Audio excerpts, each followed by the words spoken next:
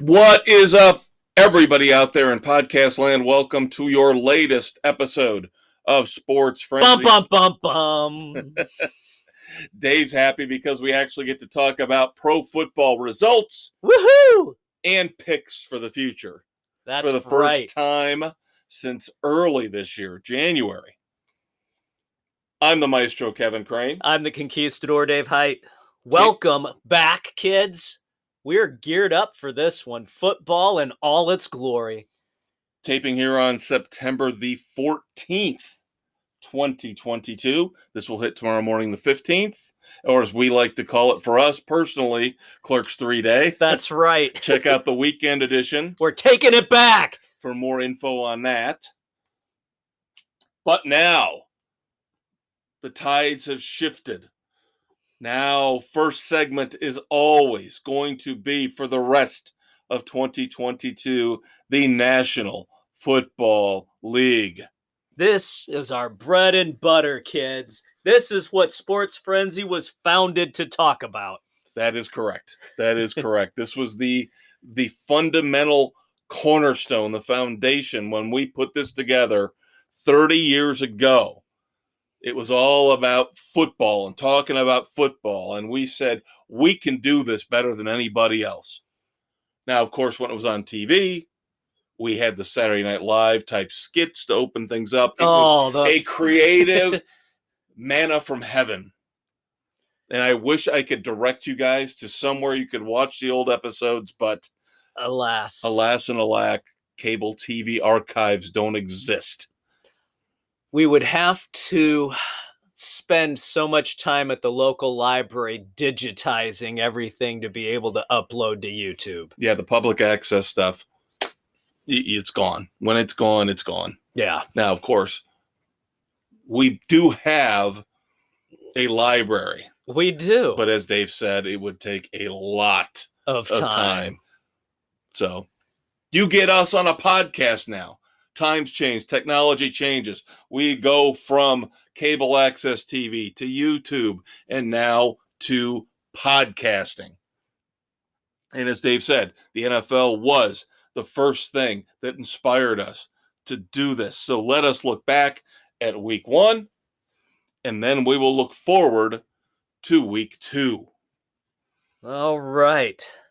Shockingly, Dave and I did not communicate all during the Bears game on Sunday. We did not. I was relegated to watching the highlights of Sunday's game as construction on the basement continues.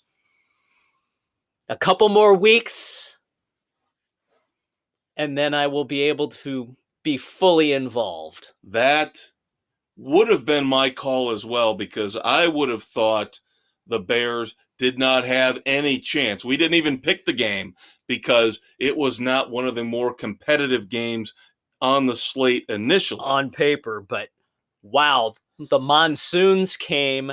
Equalized everything. Yeah.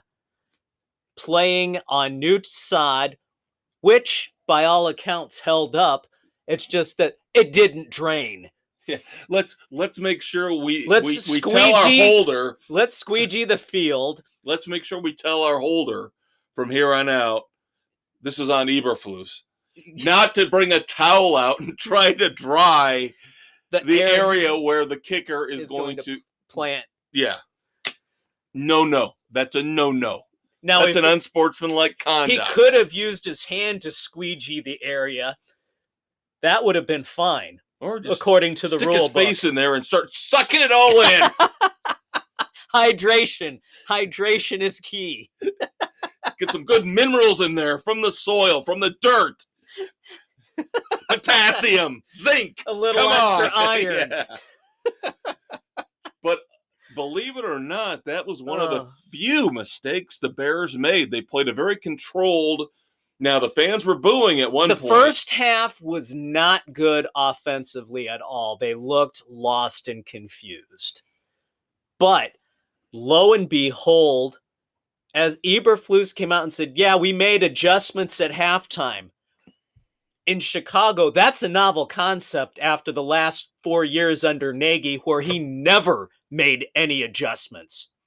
And you could tell it was a completely different Bears offense in the second half. I still will hold back jubilation and joy because you had a lot of things fall your way on the other side, too. Yeah. You had Elijah Mitchell, the number one running back for the 49ers, go out with a knee injury. Trey Lance does not look ready for prime time. No, he was. Now we're starting to see why maybe Kyle Shanahan kept Jimmy G around. Now the over-under on how many games before Jimmy G takes over. Yep, it's dropping. Now, Justin Fields, I don't think had a great game, but he had a couple spectacular touchdown passes. Yes. And those were basically the two plays that won the game. And the defense, of course, with Chicago Bears. If you don't have a good defense, you're lost. Yeah. So this defense, again, rock solid for the most part, did what they needed to do.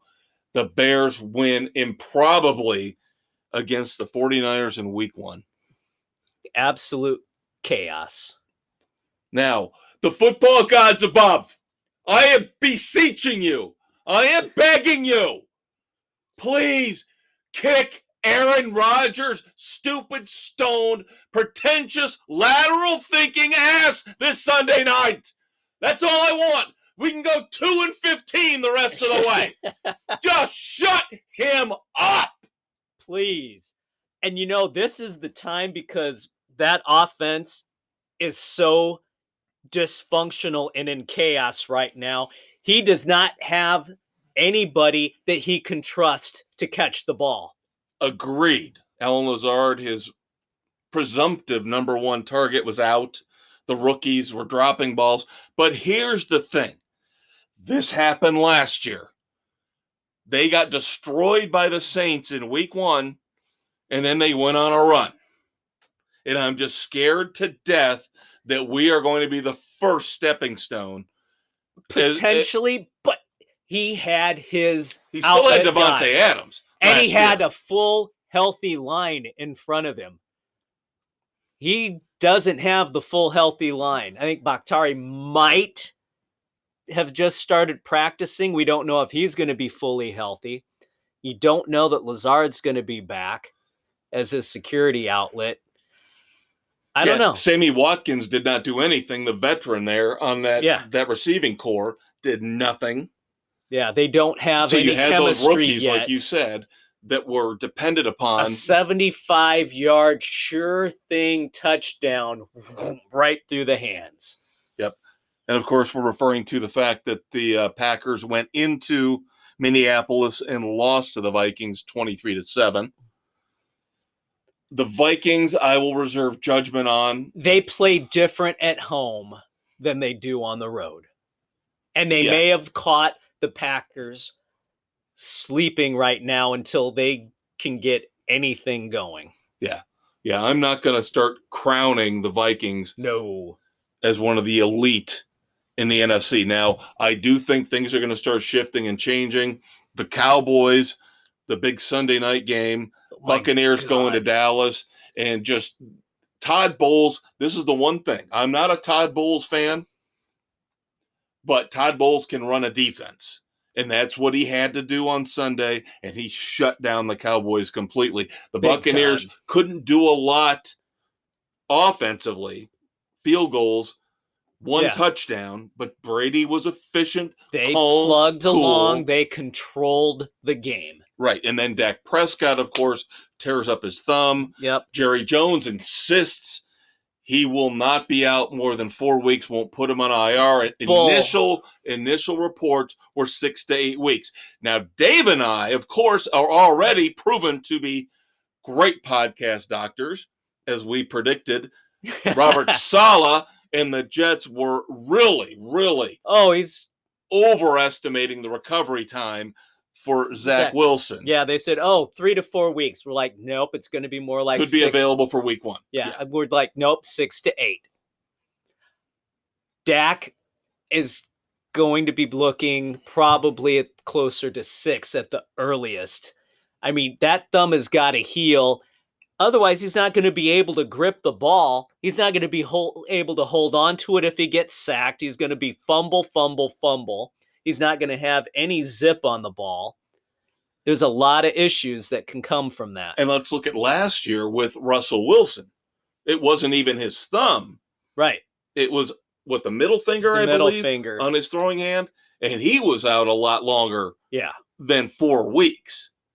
And the thumb is more important to guiding and throwing the ball than that middle finger. Yeah, and the thumb is key to holding the ball. So, yeah, Jerry Jones is just, as we always talk about, he's covering his ass. Yes, he's really pandering smart to his owner, fans. but he is an awful GM and an awful spokesperson for this team. He needs to back off. He needs to just sign the checks and hire somebody football intelligent to make the personnel decisions at this point, because that team has nothing. They are mired in the depths of football hell right now. Well, let's look at week 1. Again, just week 1. Giants won. Commanders won. Eagles won. Dallas Cowboys lost. You're already a game back. You're already a game back in a division you were supposed to be basically fighting with the Eagles for. Yeah. And how the hell did Washington pull off the win? Yeah, Commanders beat the Jaguars in Washington 28-22. Dave and I, of course, both thought that Doug Peterson would be able to right the ship. Maybe we gave him a little too much credit too early. Maybe. Basically, they had that game, and they could not stop, God help us, Carson Wentz. How do you let Carson Wentz throw for 4 touchdowns against you? That's absolutely Now, see, Dave pathetic. and I are going to be stubborn, and our picks are coming up later for week 2. And we will, again, be stubborn when it comes to the Commanders and Carson Wentz. And we love Chico. We love Ron Rivera. I like him a little bit less over the offseason shenanigans where he threw Jack Del Rio under the bus. Yeah, that wasn't cool, But we've seen the Carson Wentz of the last couple years, the Carson Wentz that choked away a playoff spot for the Colts last year. The Carson Wentz that the Eagles wanted nothing to do with. After banking their future on him, and he failed miserably. And as Dave said, how do the Jaguars let Carson Wentz beat them with 4 touchdowns? Every fantasy site I saw, Carson Wentz was the number 1 point scorer left on the waiver wire after week 1. Insane. Unbelievable. Of course, the Bills dominant over the Rams. The Bills looked like the most complete team in all 3 phases of the game. As we predicted, of course, a lot of us have the Bills winning the Super Bowl. We went through that last week. Yep. So the Bengals and the Steelers had a bizarre game where Joe Burrow, he did this with the Bears in his rookie year. Remember this? Where he just blew up with interception after interception. Yeah. And then he tries to bring the team back. Burrow will lay an egg like this. And he did. He turned the ball over 5 times against the Steelers, and still they had a chance to win. Why? Because the Steelers don't really have anything either. They had Mitch, who actually was just efficient enough, did not make the costly turnovers, and got that final drive that they needed. Yep, and then, of course, the theme for the weekend was kickers. Kickers missing extra points. Kickers missing crucial field goals. Or bad decisions on when to kick a field goal. Are you referring to the Monday night game? Yes. The disaster game from hell, if you were a Denver fan. 2 turnovers at the goal line. Yep, 2 fumbles, 1 for Gordon, 1 for Williams. Yep. And then, but again, he's getting blasted. Nathaniel Hackett, the new coach of the Broncos, is getting blasted for going with McManus, trying to kick the, 63-yard field goal? 64. He came damn close to hitting that. He did, but that was classic clock mismanagement over the final minute. How much they had their timeouts? How much time did they waste? I agree. Where you could have run a player to done something to get the first down, get out of bounds, or used one of the timeouts to stop the clock and get that much closer. Horribly managed clock. Yeah, he's getting destroyed. He is the one young coach or the one coach in a new situation that's getting absolutely pummeled. See, I don't have a problem with trying the kick. It's the timing of it and the mismanagement of the clock. That's what he should be vilified for right now. But you can't blame him for the fumbles. No. You can't blame him for the fumbles. You can't blame him for the fumbles at all. And boy, all of the stuff you heard before and after that game about Russell Wilson and Pete Carroll, a lot of the things he was implying in some of the interviews and things you're hearing out of the locker room, they did not like him in Seattle at all. They were out to stop him at any cost, and they were geared up for him. And that was one of the 4 or 5 games this weekend that pretty much destroyed. If you play survivor pools, knocked out 90% of the people. Yeah. The Bears beating the 49ers, the Giants beating the Titans, the Seattle Seahawks beating the Broncos with Russell Wilson coming back. Yeah. How did Geno Smith look so damn good, too? I don't have any. It's going to turn around. That's just a fluky game. It was one of those where it's almost one of those fate games. Yeah. I do not think Seattle is going anywhere, and I think Denver is pretty good. Remember, we had this going last year with Staley, with the Chargers. Yeah. Staley in his rookie year couldn't get out of his own way. He lost 3 or 4 games due to coaching blunders with the Chargers. Yeah. And we will find out this Thursday has he grown. Now, they won week 1 against the Raiders in a tough game, 24-19. Good for him there. Maybe he has learned a little bit. We saw it with Zach Taylor with the Bengals. Took him 2 years. 3rd year, Super Bowl. Yep. We'll see. Yep. All right. Good grief. Injuries. We got to talk about the injuries. Every year, it seems like there are injuries, and we act shocked, and we act like, oh, this is the worst year ever for week 1 injuries. And we seem to forget years past. But we talked about Dak Prescott. Dave and I, who play doctors on this podcast, but not in real life, say 6 to 8 weeks is a legitimate expectation. Yes. Hopefully for Dallas, he'll be back in November. Elijah Mitchell, we talked about that. Yeah, there's my first IR slot move. He's going to be out for 2 months, I believe. Yeah. TJ Watt, partially torn pectoral. I saw that play live. Oof. He was trying to sack Joe Burrow, and you could see the pain he was in as he's coming off. Yeah, that's one. But they're saying, are they surgery or no surgery? They are saying because it's not completely torn, he is going into a 6-week rehab program. Oof. We'll see what happens there. Yeah, rehab for a torn pec is you don't use it. That muscle has got to heal. Yeah, you've got to let those muscles stitch back up again. Yeah. I mean, you've got to immobilize that. More defensive injuries. Former Bear, Kyle Fuller for the Ravens, torn ACL, done for the year. That could play into our picks coming up with the Dolphins and the Ravens. Potentially, yes. Safety Jamal Adams for the aforementioned Seattle Seahawks. Knee injury, have not heard the full extent yet, but Pete Carroll did not sound optimistic. No. So, yes, a lot of big names, a lot of Pro Bowlers out already for extended periods of time. Now, Dave and I, from a fantasy standpoint, have got to talk about some of these players. Number one, going all the way back to the first game Thursday night, We were told Cam Akers was going to be a sleeper pick. We were told top 15 running back. He was going to be the back for the Rams. And what does Sean McVay do? Puts Darrell Henderson in. Gives three touches for Akers.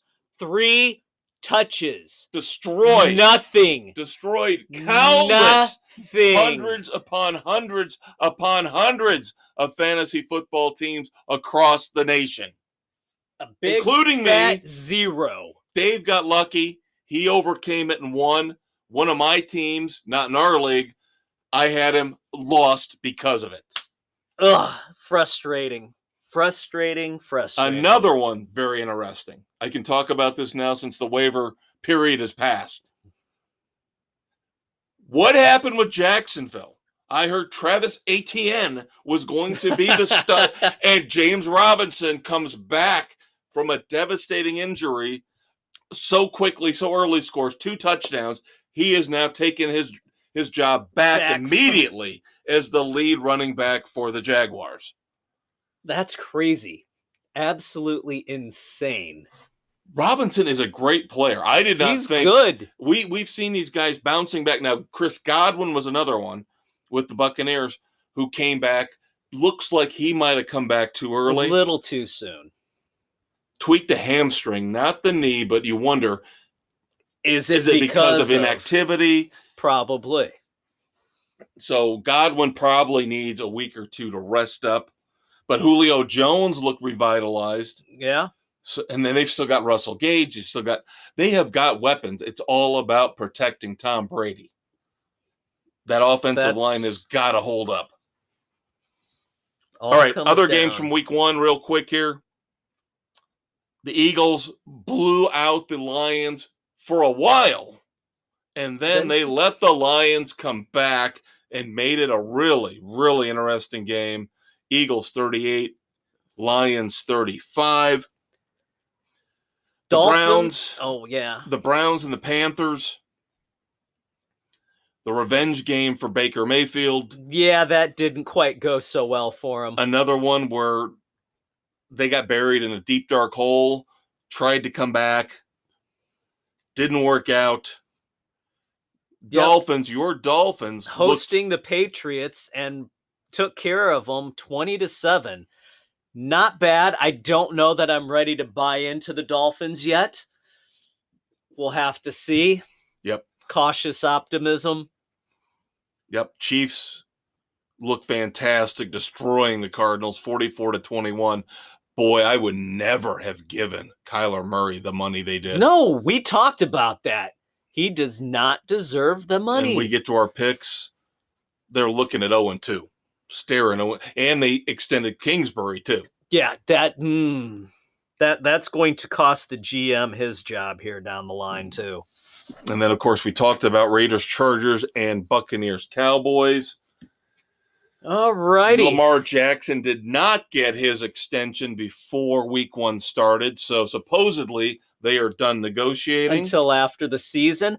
Let's see if he can earn the next contract, because we know Kyler Murray did not earn what he got. Then we've also got to talk about the guys who did get extended right before the season started. Tight end Darren Waller for the Raiders. Yep. Quentin Nelson, possibly the best guard in the NFL with the Colts. Yep. Then I just want to make one note about that Thursday night game before we move on to our picks. Don't frickin' promise me I'm getting Ozzy Osbourne at halftime and show 10 seconds of Ozzy Osbourne. Now, Dave and I are reviewing the new album, Patient Number 9, on the weekend edition. I just don't. If it was a goddamn rap artist, they would have shown 5-10 minutes of it. But because it's old Ozzy Osbourne, because it's heavy metal for all the old white guys like Dave and Kev, we show 10 fucking seconds of it.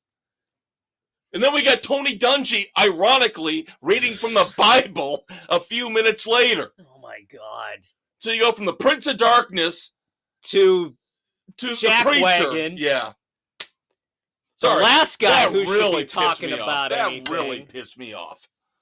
Really pissed me off.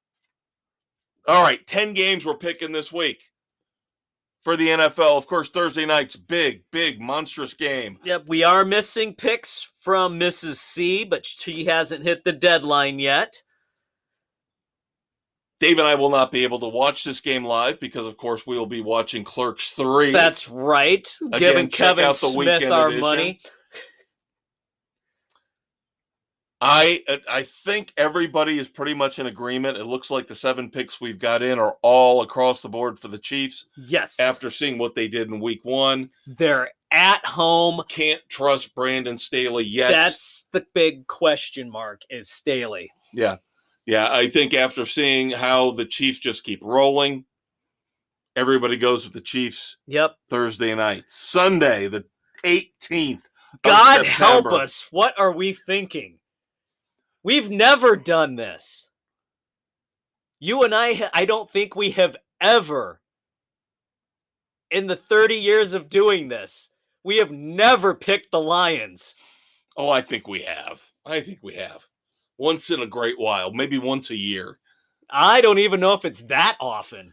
Commanders at the Lions. Yes, Dave and I were just talking about Carson Wentz, how we don't trust Carson Wentz, how we don't trust the culture of Washington with Dan Snyder as its figurehead.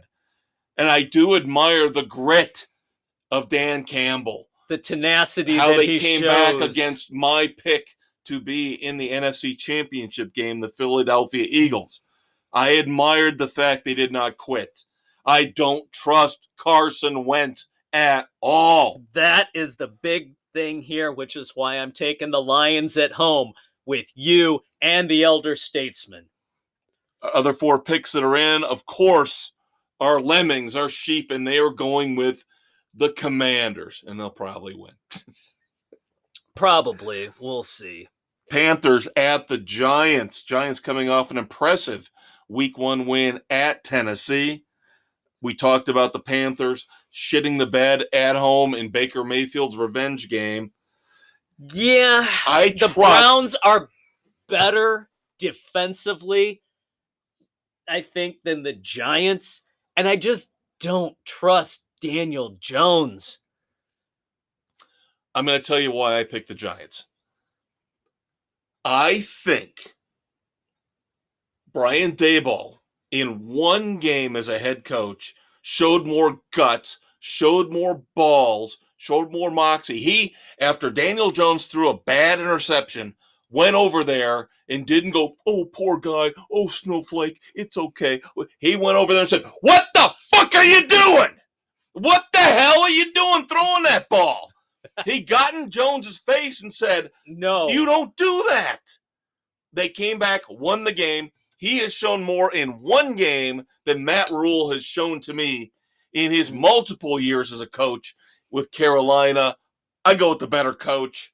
I go with Brian Daboll and the Giants. I have got Nick with me, and I have got Aaron with me, where you have Doug, and you have Bill, and you have Sam with you. Yep, we'll see how it goes. All right, we got time for one more pick. Looks like it's going to be spillover again. Spillover again.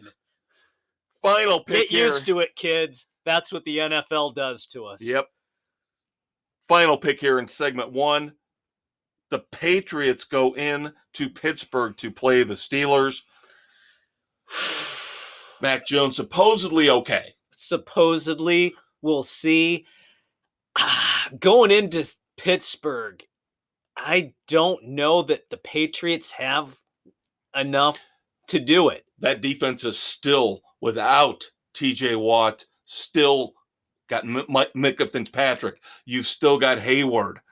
Yeah. You are fine on defense. The Steelers Trubisky again plays controlled. Najee Harris, his foot, he says he's going to play. We'll see how effective he is, but New England shows me nothing in terms of that we called them out on the whole Patricia, Joe Judge, two-headed monster on offense. It's not going to go well. Nick's the lone Patriot at this point. The rest of us taking the Steelers, and we'll be back. Hey kids, ready for a blast of dairy goodness? Pick up Sports Frenzy 2.0 milk at your local grocery store. Remember, when you drink Sports Frenzy 2.0 milk, you're not only enjoying a healthy treat, you're helping to locate missing sports heroes of the past and present. Our cartons and jugs feature pictures of Peng Shui, Ryan Leaf, and Sammy Sosa as we do our part to find the lost icons of the last 30 years. And don't forget our special weekend edition chocolate milk containers, available on Spotify, Google, Radio Public, Pocket Casts, and wherever you listen to your favorite podcasts, because they feature celebrities like Lindsay Lohan, Helen Hunt, and Jean-Claude Van Damme. Pick up a gallon today.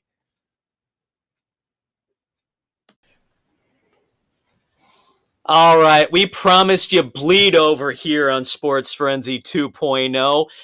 I'm the Conquistador Dave Height. And I'm the maestro, Kevin Crane. And here we are, September 14th, 2022 taping. This will hit Thursday the 15th on Spotify, Anchor, Google, Radio Public, Pocket Cast, Amazon, Audible, Apple, Overcast, Castbox, and Stitcher! Now, you might wonder why for 2 weeks in a row already, starting off the season, we've had bleed over. Keep in mind, we are restricted to 30 minutes a segment. That's right. So you can sit there and you can criticize us and say, you should plan things out better. We're going to roll 30 minutes, stop, roll 30 minutes, stop, roll 30 minutes, and say goodbye. We'll do it as long as we can to get everything in that we want to talk about, because this is our podcast. But we still hope you enjoy it. Like us on Facebook. Check us out on any or all Drop of the us platforms. A line. Give us some ideas. Sure. All right, getting back into our football picks for week 2, Sunday, September the 18th. Colts at the Jaguars. Dave and I already discussed how the Jaguars let us down. Big time. Had the lead against the Washington Commanders, let Carson Wentz beat them. So do you think that instills confidence in me that the Jaguars can win in week 2 against my pick for the AFC Championship along with the Bills? Well, let's go back, Kev. Let's go back, Maestro, and look at the fact that the Colts wound up in a tie with the Houston Texans. Arguably the team that should be the worst in the NFL. Although now the Cowboys fans might get Cowboys might have taken them over. The Texans under Lovie Smith played tough, but again, the kickers came into effect. God. The Colts cut Rodrigo Blankenship because he choked on a crucial kick. Yeah, and he'd been pretty solid for him the last couple years. Maybe he just needed thicker Coke bottle glasses. But good Lord, we've already got a tie through 1 week. I know. In the we almost had 2. I know. And Matt Ryan didn't really play badly. Jonathan Taylor, of course, the number 1 fantasy stud, didn't play badly. No. And that offense, it's going to take them, we figured it's going to take a week or 2 to find that rhythm with Ryan at quarterback, because let's face it, it's the 4th quarterback in as many years. Yeah. So even though they're on the road, again, 2 straight games on the road for the Colts, they have got to bounce back. I think if they don't show up this week, Frank Reich is going to be on an extremely hot seat. As much as people, including myself, love him and respect his football knowledge and what he brings to the table as a head coach, I would take him with the Bears. But he has just not had any luck, any consistency with this Colts regime right now. He has got to go down to Jacksonville. He has got to tell Doug Peterson, you need more time. My time is now. Matty Ice needs to show up. This is Matty Ice's time. And, you know, we talk about 4 quarterbacks in 4 years. The Colts have been retreading. When is the GM actually going to have the balls and draft a young quarterback to develop? They should have done this right from the freaking get-go after Andrew Luck decided to retire early. Yeah. They should not be playing the retread game. I mean, come on. Yeah, I'll agree with you to a point. Andrew Luck kind of caught them off guard and screwed them a little bit. But by now, you're right. Absolutely 100% right. They should have made a plan, and by now should have had a quarterback waiting in the wings. Yeah, it would have been fine. You tried with bringing Rivers in. You knew that was only going to be a one-off. Then it was Wentz. Who you thought you might get a couple years out of. Why didn't you draft somebody then? And why haven't you drafted anybody yet? Yeah, Matt Ryan has got maybe 2 years left in him. Maybe. Compared to Phillip Rivers, he's a spring chicken, but that doesn't mean he's going to be around forever. And these guys are not all Tom Brady. No, they're not. They're not making it to 45. 40, to me, is the cutoff. Yeah, past that, for most people, that's it. Yeah. So we're all taking the Colts except for the Big Blue W, who is overseas, so that's probably affecting his thinking. Probably sleep deprivation. So he is taking the Jaguars. Everybody else with Indy. Dave's Miami Dolphins go into Baltimore to play the Ravens, two 1-0 teams, both coming off impressive wins, especially on the defensive side of the ball. Yes, and I know we talked about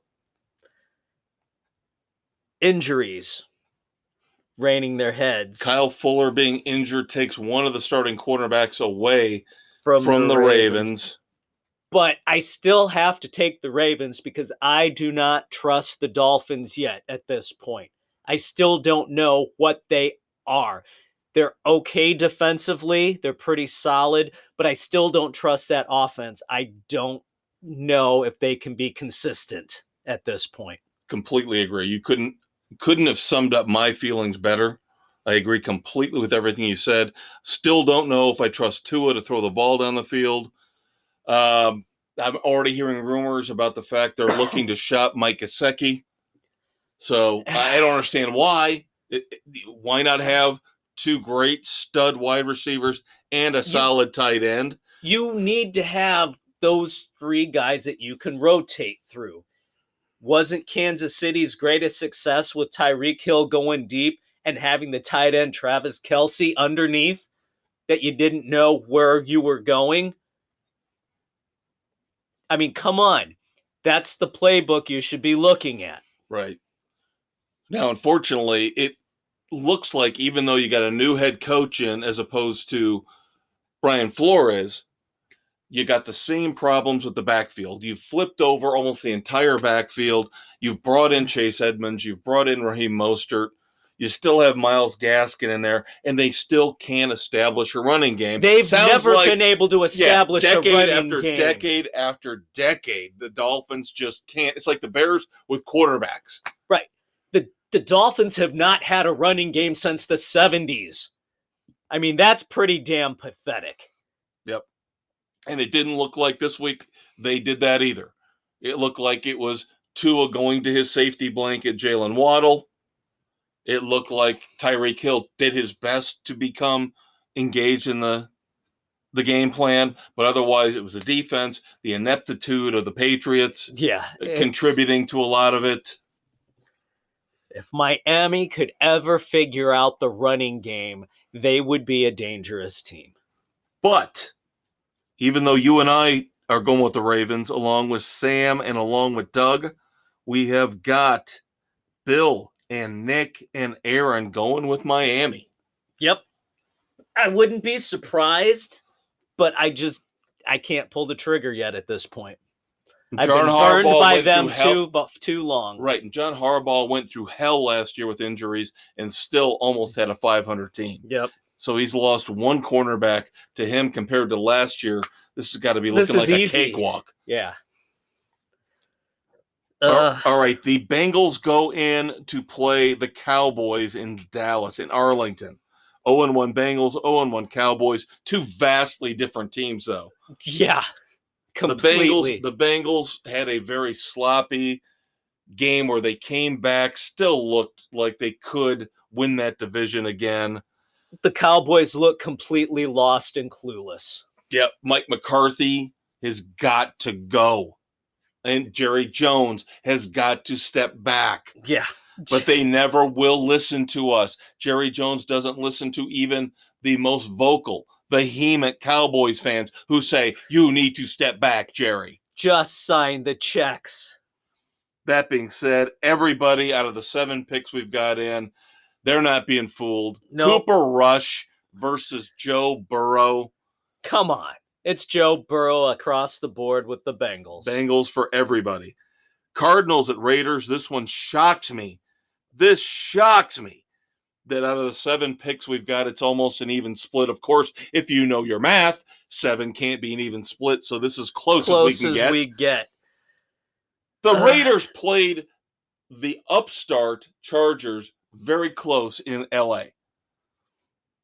The Chargers, by many people's accounts, could take over from the AFC West from the Chiefs. That's how good they are. Again, we've talked about is Staley. If he can make that jump, then the Chargers are going to be a playoff team, and they're going to be a force to be reckoned with. Justin Herbert still looks like he's improving. Yeah. They still got Eckler. They're dinged up a little bit with Keenan Allen, but there's still enough the Raiders. There. But the Raiders played them tough. Derek Carr loved having his buddy Devontae Adams with him.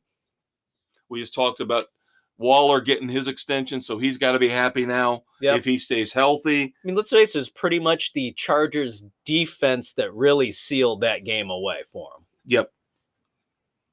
Where is the love coming from with the Cardinals on the road in Las Vegas? I don't understand why anybody would take the train wreck that is the Arizona Cardinals against a decent coach in Josh McDaniels, a great quarterback, great receiving core, decent running backs, decent defense. I don't get it. The Cardinals showed nothing. I have no faith in them. No. They still don't have DeAndre Hopkins back, but somehow Bill and Nick and Doug are taking the Cardinals on the road in Las Vegas. We'll see what happens. Which would be Aaron, Dave, and I, and Sam are going with the obvious pick here, the Raiders. Yep. Now, Monday night, doubleheader. Overlapping, but still, it's a double. It's stupid, though. It's dumb. You get to watch an hour of the one, and then the other one kicks in. It's ridiculous. But the first game up, Titans at the Bills. Really? Do we have to tell you? It's across the board Bills. The game looked a lot more enticing before week 1. Yeah, it did. Before the results came in. Yeah, the Bills at home. So maybe that's why this will work, because we get to watch an hour of the Bills kicking the asses of Ryan Tannehill and Derrick Henry, and then we move on to the big game. Yeah, the Vikings at the Eagles. Dare I say that this game, 2 weeks in, could be intriguing. Could decide who, with the Buccaneers and the Rams, is the number 3 big dog in the NFC. It could be early. It could be early. The Eagles looked really damn good week 1. But the Vikings at home against what we already discussed as a hapless Packers team at this point. I don't trust the Vikings on the road. I got to take the Eagles at home. So do I. And so does Doug. But the other 4 picks that are in, they're drinking the purple Kool-Aid. Aaron, Nick, Bill, and Sam all go with the Vikings. Believe it or not, I trust Jalen Hurts more than I trust Kirk Cousins. Yes. Especially when Hurts is at home, Cousins on the road. Yep. Completely agreed on that one. All right, so that's it for our pro picks. Of course, as we said before, spillover. Deal so now with it. It's time for college football. Lots to talk about here. First off, the black hole that is the Nebraska football program Wow. fires Scott Frost Finally, after a home loss to Georgia Southern. that was bad. Scott Frost's overall record with the Cornhuskers, 16-31. Yet somehow in the fair world we live in, he gets a $15 million buyout. Makes absolutely no sense whatsoever. Now, that being said, of course, that people are Stupid lining up money. supposedly to take the Nebraska job. I don't know why. Why would you want the Nebraska Scott job? Frost should have stayed at UCF and built that program up. I don't understand the logic other than the paycheck. You're guaranteed the golden umbrella at the end, even if you fail miserably, like Charlie Weiss, now like Scott Frost. Yeah. Eventually Marcus Freeman with the Notre Dame Fighting Irish. Oh, God. Now we'll get to them because, of course, they shit the bed. Yeah, they lose at home to Marshall. Marshall. How in God's name do you let that happen? 26-21 final score. You talked about Buckner, the Notre Dame quarterback, not looking that impressive. He looked absolutely miserable against Marshall. Well, now you don't have to worry about injuring his shoulder. He's done for the season. But you're also looking at Freeman as a defensive guy, whereas Kelly was offensive. Tommy Rees looked good as a coordinator offensively with Kelly there helping call the shots. Tommy Rees is solely responsible for the offense at this point, showing maybe he's not all that as a coordinator. Well, and I will say this too. Of course, I was praising Al Golden, the former Miami head coach, who's now the defensive coordinator for the Irish. Marshall's kid, their running back, ran all over the Irish. They did. And especially after Notre Dame kept going 3 and out, not looking good, and that defense got worn down early. And I think the worst part of this, number one, the Irish are now not rated, plummeting in 2 weeks from number 5 to out. And then Marcus Freeman ends up being the first Notre Dame head coach ever to start 0-3. Yep. And I want to bring up one thing, and I think you'll agree with me, Dave. There's a common denominator with the problems that the Notre Dame football program has had over the last 15 years. Can you tell me what that is? Gee, would it be overreaching, overreacting, not holding One person who I think is to blame for all of the problems with the Notre Dame football program. That would be one Jack Swarbrick. You want to talk about a guy who panics. Yep. He panicked with Charlie Weiss. Now he panicked with Marcus Freeman. Why couldn't you interview somebody else and go, oh my God, we got to keep Marcus Freeman. Somebody else is going to take Marcus Freeman. Let him take Marcus Freeman. God, do your due diligence and interview other candidates. You want to make sure you get the best candidate for the job. Charlie Weiss has one good year with Brady Quinn. Oh my God, lock him up for 10 years. Yeah, no. Big mistake. Jack Swarbrick, all he cares about is spouting off about Notre Dame staying independent, and we're not going to join a conference because we got the cash cow that is NBC. Which, if you keep making these panic decisions, you're not going to have for much longer. He is got to be the shittiest AD out there when it comes to major programs. Pretty damn lame. I mean, my God, look at the basketball program. Yeah, the men's we've program. talked about Bray over and over. Settle for mediocrity. Every once in a while, you get in the Sweet 16 and you act like, oh, that's good enough. Yeah. When is settling success? Miami hasn't settled. No, they have not. The Miami Hurricanes, Mario Cristobal, so far 2-0. Granted, 2 smaller schools, but a lot of teams out there have been playing these smaller schools the first couple weeks. I've been happy that Miami's actually showed up and has not played down to the level of their competition.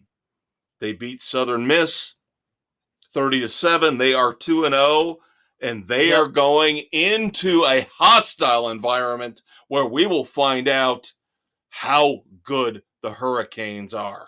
Yep. Coming in after that big A&M loss to Appalachian State. And they did not play very good in week 1 against Sam Houston. No, they looked awful there too. So we got our picks coming. Couple more things to talk about. But how long Jimbo Fisher's record at A&M is awful, and he's making $9 million a year. He's one of the highest paid coaches in college football. That's stupid. Yes, I agree with that. But we talked about that. Why did you give him that damn big extension when he hasn't done anything? Another panic move on this time from Texas A&M. Their AD. Yeah. Panic move. Florida State knew, don't let him go. Yeah. Because their downfall started under him. Now, speaking of coaches getting paid, we knew this was coming after Nick Saban, after Kirby Smart. Dabo Swinney gets a 10-year, $115 million contract with Clemson through the 2031 season. I believe that makes him the second or third highest paid. It's still stupid, but this is one of the major problems with college football. You get that guy. Do you want to lock onto him? Now, you're paying stupid-ass money. The thing is, though, I understand that and I agree with you. But outside of 3 schools, Clemson, Georgia, Alabama, you shouldn't be paying this type of money. No, not at Those all. 3 schools, you got track records. You're past national championships, or in the case of Kirby Smart, current national champions. Right. You've put up. Yeah. It's been too damn long Jimbo ago got for Jimbo. Way back when, and his program deteriorated at Florida State after that. And yet he's getting all this damn money at A&M. And you look at the performance the first 2 weeks, is this number 1 recruiting class? How many of these guys are rethinking that decision right now? Remember Nick Saban said he bought basically his entire recruiting class? Yep, the NIL thing. Yep. Yep. And of course, because Alabama, we talked about Sarkisian, the whole thing with Texas this past weekend. Very, very close game. That was off mic, though. We didn't pick that game because, of course, of the restrictions you people have put on me. The spread was so big.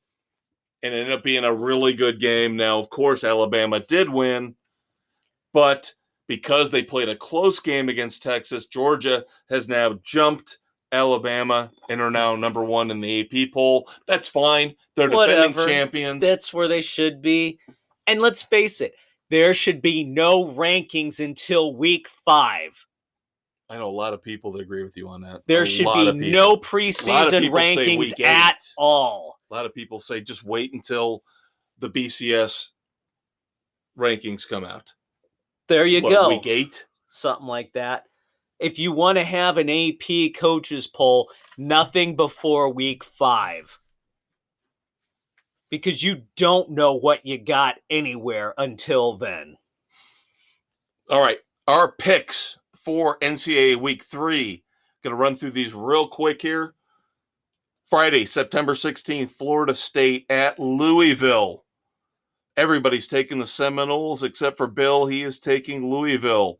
Of course, a lot of close games on the slate this week among the 8 games we're picking. Yep. Next up, we got Purdue at Syracuse so far with the 7 picks. You and I are on Syracuse Island. Everybody else taking Purdue on the road. Syracuse is one of those teams where if you get them on the good year, they're a really good team. And I think this year they are a really good team. They're showing this year that they're pretty solid. Purdue had a good game the first week. Second game was kind of a cupcake walk. We'll see where we stand. Number 12, BYU at number 25, Oregon. Everybody but Nick taking BYU. I have heard nothing to dissuade me from the fact that BYU, despite having one of the toughest schedules in the nation as an independent nonetheless, Yeah. they're coming into Notre Dame, or Notre Dame's playing them in 2 weeks. Good Another luck. loss for Marcus Freeman right there. Yep. All he can hope for is maybe Oregon beats up BYU a little bit, but Maybe. BYU's a physical team. They are. They're going to be tough. Oregon, they got nothing right now. It's a transition year for Oregon. It is big time. Number 22, Penn State going to play at Auburn. I don't know what Penn State really has. I don't know what Auburn has. I'm going home team on Auburn Island. I almost joined you on Auburn Island, but I started to do a little bit of research, a little bit more than normal, and everything I'm seeing just says Penn State. As much as I don't trust James Franklin as a head coach, Auburn's just such a mess right now that I went with Penn State. I changed it. I went with Penn State. There you go. Did the same thing on the next game, Mississippi State at LSU. I almost went with you and Aaron with LSU.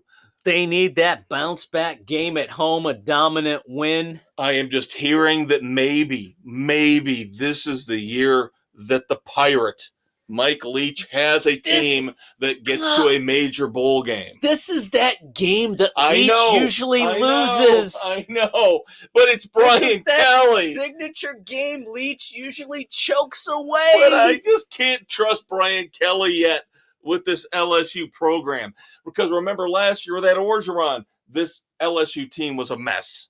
Yeah, I know. You can't trust either one. I know. As I said, Dave and Aaron take LSU. Everybody else with the Pirate and Mississippi State. Texas Tech at number 16, North Carolina State. The Big Blue W is on an island with Texas Tech. I just like that North Carolina State defense. It's going to be an interesting game. I did not like the fact the point spread went up as far as it did. Now it's double digits. Texas Tech can score points. They can. I just think there's a reason why NC State is number 16 and Texas Tech is not ranked yet. Yeah. Texas Tech has no defense. You can tell a lot of these teams that are 2-0 right now and they're not ranked, there's a reason why they're not ranked. Right. So everybody taking NC State except for Bill taking Texas Tech. Toughest game to pick, in my opinion, of the week. Number 11, Michigan State at Washington. Washington, of course, has the transfer quarterback from IU. Yes. Phoenix. Everybody's talking about how this is this resurgent year for Washington. Michigan State got to travel almost across the country to play this game. I am on Washington Island. The only thing that dissuaded me from taking Washington is that I have heard the Michigan State running game. That Michigan State will control this game with the running game. They will keep the ball away from the dynamic Washington offense.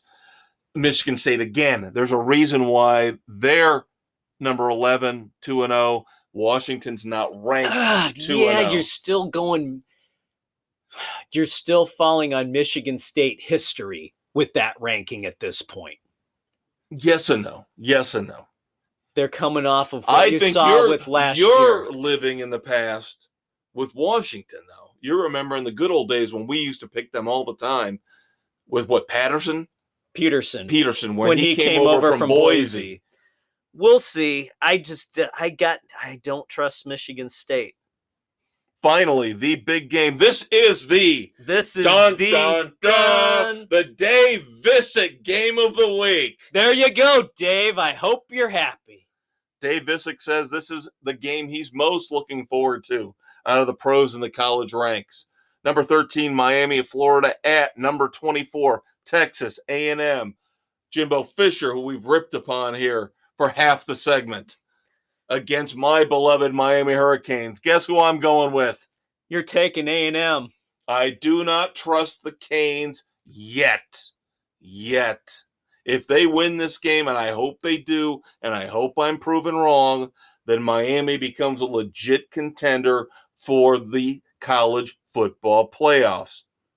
I am going to take the resurgent Hurricanes with their new head coach over what could be the most overhyped Jimbo Fisher. So Sam agrees with me, and Nick, of the 7 we've got in so far, Aaron, Doug, and Bill agree with Dave. God bless you for going with the Hurricanes. It'll probably bite me in the ass, but we'll see. Again, I will make the bold proclamation that if Miami goes in and beats Texas A&M at A&M, put them College up. Station, right? Yep. Miami becomes a legit contender for the CFP. There you go. All right, that wraps up football. Are you having trouble falling asleep behind the wheel of your expensive SUV? Are you finding difficulty in avoiding golf clubs thrown at you by your angry wife as you pull out of the driveway? Sign up today for the Tiger Woods Driving School, sponsored by Sports Frenzy 2.0. We'll show you how to text ladies of the night while still driving effectively in the wee hours of the morning. We'll also teach you how to ditch a suspicious backpack when you end up driving into a ditch. Check out Sports Frenzy 2.0 on Spotify, Google, Radio Public, Pocket Casts, wherever you listen to your favorite podcasts, for updates on our latest classes, including how to curse and swear in front of uptight golf fans and their children and still be adored by millions. The Tiger Woods Driving School. It's great. Vroom, vroom, kiddos. Time for segment 3, which means it's time to catch up on NASCAR, baseball, and, of course, our dumbasses of the week. Lots of NASCAR to talk about. The playoffs are in full effect, and we've already got history being made as we have had 2 races in the playoffs, and we've already set a mark with 2 non-playoff winners in the first 2 races. Unprecedented in the playoff history within NASCAR. Of course, last week was Eric Jones, and this past weekend was Bubba Wallace. On a non-super speedway. Usually runs well at Daytona and Talladega. I know. This last week, they actually put a solid car under him for the entire race. I know, but why does he still have to be a jackass when it comes to the post-race interviews? Because he's a douchebag at heart. I'm going to shut everybody up now because I wanted something other than a super speedway. I hope I shut everybody up. Why don't you go find another excuse of how you're persecuted and treated badly? Are you trying to take over for Kyle Busch as the most hated driver in NASCAR? You're trying big time. I mean, kudos to him. Great job. Won that race. Hell of a race. Dominant race. He ran probably his best race of his career. I would agree with that. He stayed out of trouble. They gave him a solid car. He used every bit of it. A few weeks back, he switched cars. Yep. Went from the 23 to the 45. Very interesting. Yeah, gee. Who had everything set up on the 45? Who gave all the info to get everything in there? That would be Kurt Busch. And now this all ties together because of the big news of the week. Kyle Busch is going to Richard Childress Racing. Going to run in the number 8 car, which is currently being occupied by playoff contender Tyler Reddick. So now, where are the dominoes going to fall? That's where Kurt Busch, to me, comes into this. Is Kurt Busch coming back? Is Kurt Busch retiring? Is Ty Gibbs taking over the 18 car for Joe Gibbs Racing? I would say Childress yes. going to buy out? I know Childress has already come out and said he's running 3 teams next year, but a lot of people are going, where are you getting the third charter from? I think he's going to buy out Reddick. Reddick goes to 2311 a year early, and Kurt Busch retires. Ty Gibbs takes over the 18 car. That's probably how it's going to play out. Because I am the all-seeing, all-knowing, wise maestro. That's the only thing that makes sense. That's the only thing that makes sense. I don't understand, again, why Childress would run 3 cars for 1 year. Yeah, it doesn't make any sense at all. But now it's interesting that Kyle signs with Childress after that big blow up in the fisticuffs they had after the truck race a couple years back. Oh, you mean where Childress took his ring off before he took a swing at him? Yeah. So, but by all accounts, they said right after that happened, they put it aside. Press conference looked good. Joking around. It's a business deal. You know what you need to do. And can I just point something out to you, though? Because you are a passionate, diehard, dyed-in-the-wool Dale Earnhardt Sr. fan. Yes, I know am. that. I would bank my life on the fact that you live and die, even though he's been gone for a while, with Dale Earnhardt Sr. What the fuck is Childress doing in this press conference, constantly bringing up Dale Earnhardt Sr. and comparing him to Kyle Busch? That's like blasphemy to me. That's 7 championships versus 2. Oh, I see the same fire in Kyle's eyes that I saw in Dale Sr.'s eyes. And he does it a couple more times during the press conference. This doesn't seem to bother you like it bothers me. It bothers me big time. It frosts my ass that he's pulling this shit. And I don't know why he's doing it. Maybe it's to try and rally Childress Racing fans to support that maybe they can get that program back in the championship circles. I don't know. I can't stand Kyle frickin' Busch. I never could stand him. And to hear that, the only thing that would piss me off more is if they would have put Dylan in the 8 and Kyle in the 3. That would have driven me over the frickin' edge. And as we talked about earlier, they're neck and neck. Kyle Busch, Bubba Wallace, most obnoxious dipshits currently in the Cup Series. See, now this is going to piss. I haven't talked to my mom about this yet. My mom, if you think we don't like Kyle Busch, my mom despises him more than she ever despised Jeff Gordon. Oh, Jesus. Oh, Jesus. And so this is really gonna take the cake with her. There'll be more to talk about on this another day. Yep. The news that I think, again, I got to bounce it off the Conquistador because I think he will be thrilled with this.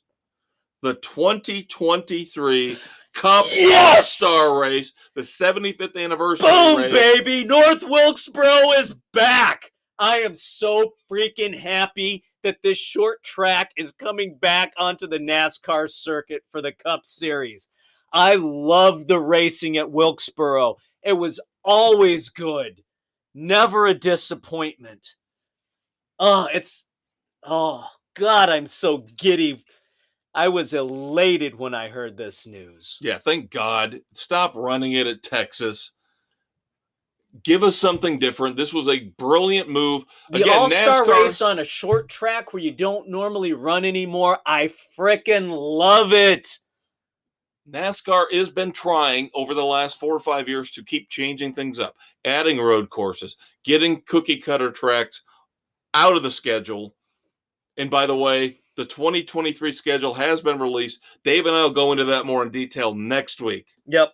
because we are on time constraints. But I was extremely happy as well to see North Wilkesboro. After the stumble with the Busch clash, as we still call it, at the beginning of the year, putting it in the LA Coliseum. And they're going to do that shit again? No. With the road course in Chicago, the street course. That intrigues me. And now with North Wilkesboro for the All-Star race, the 2023 schedule looking a lot more interesting. Yes, it is. Oh, so happy. And hey, other news. We talked about Jeremy Clements Racing in the Xfinity Series, where he won Daytona, but then was hit with a huge L2 penalty for an issue with the intake manifold. He was docked all the owner points, the driver points, and the win was vacated as getting him into the playoffs. They appealed, and they frickin' won. Oh, my Lord. He gets the win counting towards the playoffs. So right now, and all his points back. No fines against the crew chief. So they're looking to be in the playoffs, and all points are back. So I'm actually thrilled that this young team fought and won. Good for them. We never see happen. It never happens. I mean, they'll fight, but they always end up losing, whether it's NFL, NBA, MLB. You appeal suspension. Sometimes plea bargaining gets it reduced, but... No, in this case, there was enough there on the appeal. They won it. Good for them. All right, race 29, playoff race 3 this Saturday night. September the 17th, the Bass Pro Shops night race at Bristol, now in the playoffs. Ooh. Bristol on Patrol Live. No. Bristol, Miami, Texas A&M. On Patrol Live. Miami, Texas A&M. 6 of the 7 picks are in.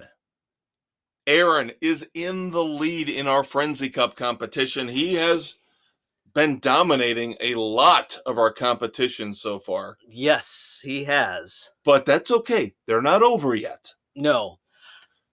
I wanted to go opposite him, but I didn't want to panic and get away from my plan. If you had a plan, stick with the plan. I'm sticking with the plan. I was a little iffy on where I was going to go, but I have to join him with taking Kevin Harvick, who is sitting at the bottom of and the has chase to win. And has to win. He is so far out on points. He needs the win to get in. And the desperation, he runs well there. That's where I got to go. Bill, Nick, and I go with the man who is now at peace, at ease, now that he knows what his future holds. No more stress. Now he can go out and just run his race. Kyle Busch. Yeah, after he effed me last week, the jackwagon. He was upset. He didn't know what was going to happen with his life. Bill, Kev, and Nick with Kyle Busch. Doug going with a very smart pick out of the playoff drivers. He is going with Martin Truex Jr. Not bad. That team still doesn't know what the hell they're doing right now. Of course, Jen's pick coming up later. Check out our Facebook page. All 7 picks outside of the quitter, Sam, will be posted by Thursday night. Big news in the NBA. Phoenix Suns, their owner, Robert Sarver, has been fined $10 million and suspended 1 year for basically facilitating a hostile workplace. So the NBA comes down on him for this. Where the hell is the NFL doing with fucking Dan Snyder? Who's more egregious, has done much more horrible things, or perpetuated god-awful stuff for years and years and years. All I'm going to say, and you know what I'm going to say, is I want to know when we start penalizing female executives and minority executives. For the same Because behaviors? you're going to tell me that it's always got to be the older white guy who pulls this crap? I don't believe it. Now, do I believe what I read about Sarver? Sure, I do. Some of the stuff, egregious. Some of it, not so much. Right. Number one, let's get rid of the N-word completely. Yeah, he didn't use it to use it. He used it in Quoting somebody else. That's sorry, you cannot. No. I don't want to hear certain people can use that word and certain people can't. Nobody should use it. I've said that on this show before. It's a hateful word that should be stricken from our language completely. Shouldn't be in rap music, shouldn't be in movies, shouldn't be anywhere outside of Clerks 2.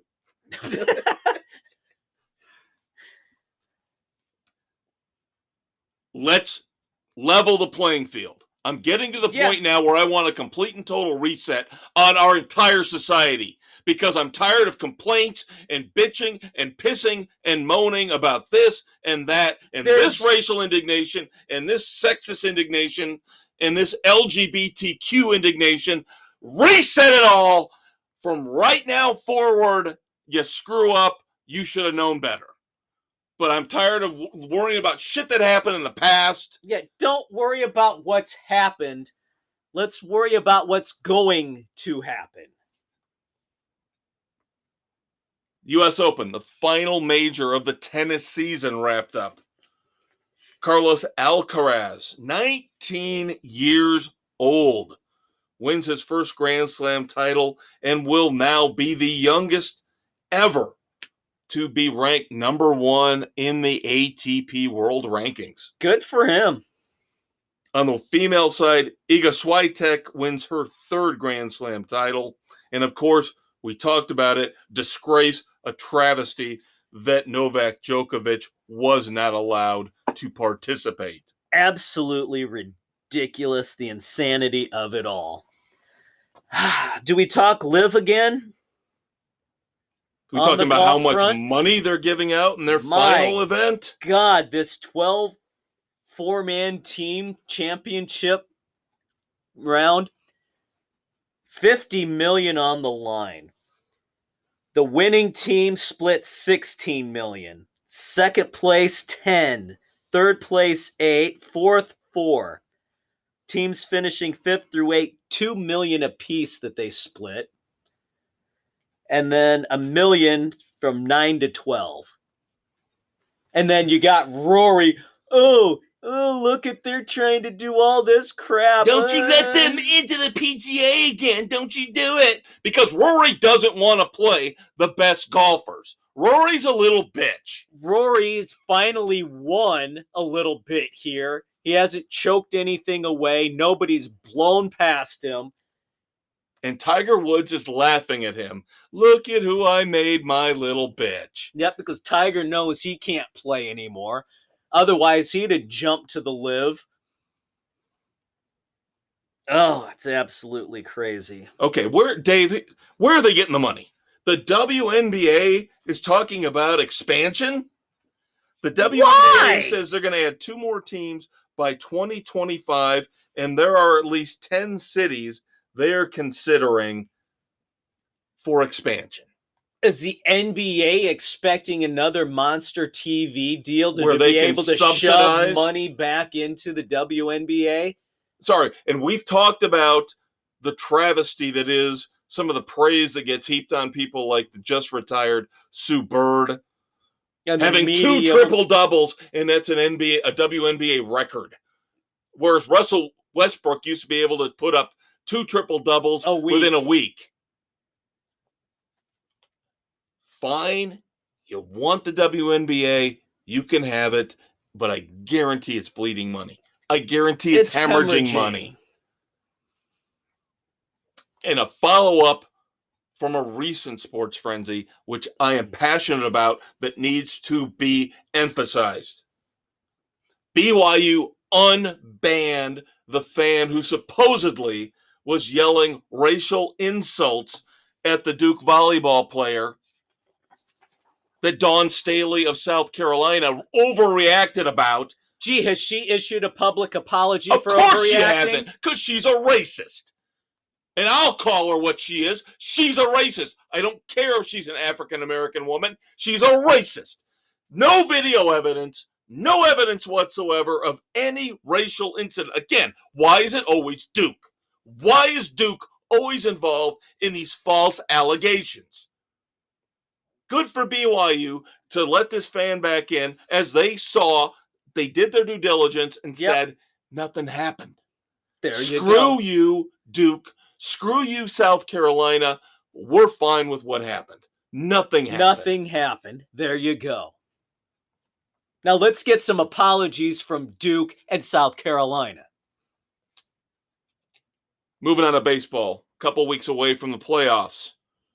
Cubs, of course, out of it as usual, 16-82. Still in third place in the NL Central, 23 games behind St. Louis. That's all I say about them. White Sox sitting at 73-70. As of today, with their loss and a Cleveland win, 4 games back, as well as the Sox have been playing since Tony La Russa's pacemaker was inserted and he's no longer on the bench. Cleveland has been playing just a bit better, wanting to take the Central. And it's going to be a huge 4 final games head-to-head coming up. Sox are sitting in second, having overtaken the Twins. Their bats are finally coming around. The pitching's getting a little more consistent, but still too little, too late. I'm going to stick by my guns. I'm still going to say the White Sox end up pulling this off. If Tony comes back to the bench, they're done. You got Tim Anderson coming back soon. We'll see. He's going to be rusty. I mean, let's face it. Elvis Andrus has been unbelievable. Elvis has been phenomenal. Elvis has not left the building. Elvis has been playing fantastic defense. He's had timely hits.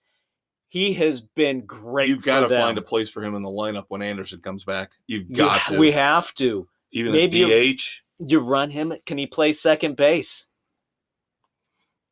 Even I know. I've seen the numbers Andrus has put up since he signed with the White Sox.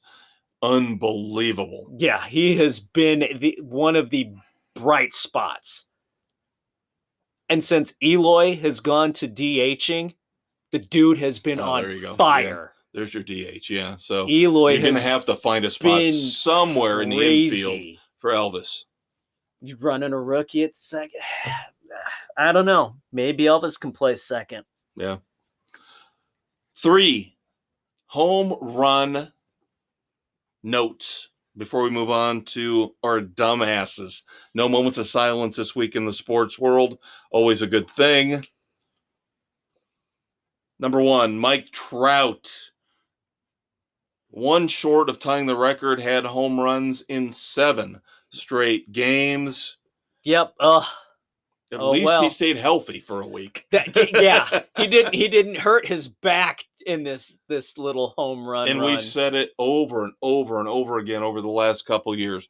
How in living, breathing hell do the Angels not win games with Mike Trout and Shohei Ohtani? Because they don't have anything else on the pitching front. Aaron Judge. Getting close to the magical number, 61, as he has now got 57 home runs. Yep, a 2-homer game the other night. Of course, a lot of people say that 61 still is the number because of the steroid era. Yep.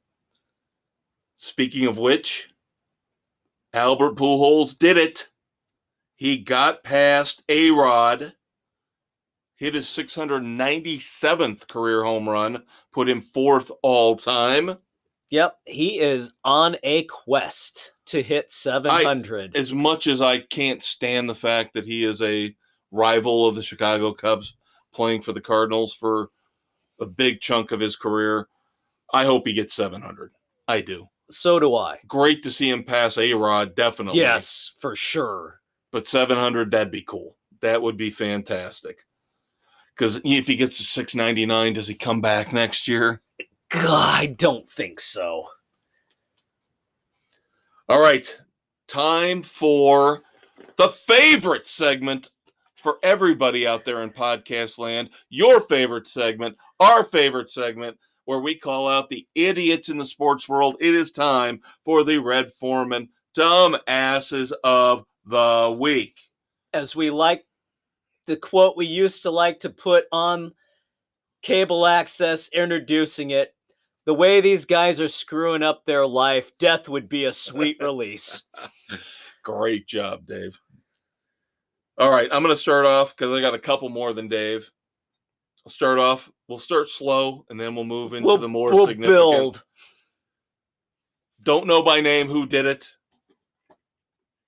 but the Dolphins' big win over the New England Patriots down in Miami Gardens at Hard Rock Stadium, marred by the fact that multiple cars were damaged and destroyed because some idiot started a fire during the tailgating portion of the Dolphins game. How do you start a fire during a tailgate unless you're dumb enough to put a charcoal grill underneath a vehicle that blows up and ignites other cars around it? Or put one in the tailgate of a truck. Or put one in the back of a vehicle, an SUV, while it's still hot. Come on, people.